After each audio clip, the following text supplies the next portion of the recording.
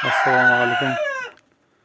Hürmetli kanalım жазушылары және көрермендер, сіздерге тағы бір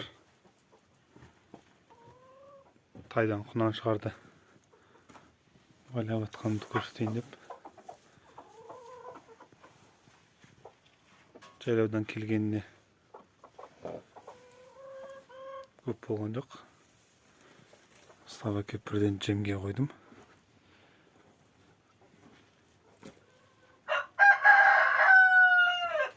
Құрт түсіретін уколын егіп, енді жайлап жем бере бастаймын.